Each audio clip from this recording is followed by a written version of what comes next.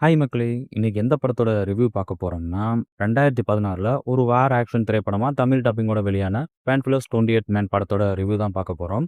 ரிவ்யூக்கு போறதுக்கு முன்னாடி இந்த ரிவ்யூ பிடிச்சிருந்தா லைக் போடுங்க. வாங்க படத்தோட கதை என்னன்னு இப்ப பார்க்கலாம். 1941ல மாஸ்கோவ கைப்பத்தணும்னு ஜெர்மன் படை 54 டாங்குகளோட மாஸ்கோவ நெருங்கிட்டு இருக்கு.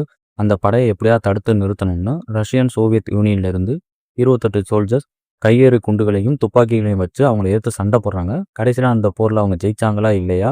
அந்த 28 வீரர்களுக்கு என்னாச்சு? அதுதான் இந்த பேன்ஃபிலோஸ் 28 மன் படத்தோட மொத்த கதையே. 40, 45 நிமிஷம் என்ன பேசிட்டே இருக்காங்கன்னு பார்த்தா, அதுக்கப்புறம் தான் தெரிஞ்சது இது சாதா சம்பவம் இல்ல, தரமான சம்பவம்னு.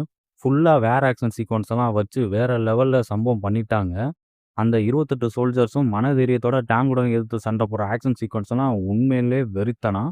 படத்துல மெயின் ஹீரோனா அது படத்தோட சினிமாட்டோகிராஃபர் தான். மனுஷன் பின்னிருக்காப்புல. வேற ஆக்ஷன் காட்சிகள அப்படியே ரியலிஸ்டிக்கா குடுத்துருக்காரு. ஆக்ஷன் காட்சிகள் மட்டும் இல்லாம, கான்வர்சேஷன் சீன கூட வித்தியாசமா பல ஆங்கிள்ஸ்ல காட்டி அசத்திட்டாருன்னே சொல்லலாம். படத்துல எனக்கு ரொம்ப புடிச்ச ஃப்ரேம்னா, எல்லா சோல்ஜர்ஸும் ரெடியாகி போர்க்களத்துக்கு நடந்து போயிட்டுருப்பாங்க. அப்ப ஜெர்மன் படைய பத்தி அவங்க பேசிக்கிட்டே போவாங்க. அந்த ஒரு ஃப்ரேம் எனக்கு ரொம்ப புடிச்சிருந்தது. ரொம்ப எக்ஸலென்ட்டா இருந்தது. அதையும் தாண்டி இது எப்படி பண்ணாங்கிற திங்கிங்கும் எனக்குள்ள வந்தது. படத்துல பேக்ரவுண்ட் ஸ்கோரும் சரி, சவுண்ட் டிசைன் ஒர்க்கும் சரி 2மே அட்டகாசமா இருக்கு. கடைசி 20 மினிட்ஸ் போர்ஷன் கூஸ் பம்ப்ஸ் தான். செமையா இருக்கும். நம்மள சிவிக்க வச்சிரும்.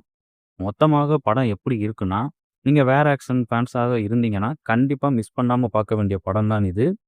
செக்சுவல் கன்டென்ட்லாம் அந்த படத்துல சுத்தமா கிடையாது. ஃபேமிலி கூட சேர்ந்து தாராளமா பார்க்கலாம். இந்த படம் இப்ப தமிழ் டப்பிங்கோட YouTubeல அவைலபிளா இருக்கு. பார்த்து என்ஜாய் பண்ணுங்க. அடுத்த வீடியோல சந்திப்போம். Bye friends.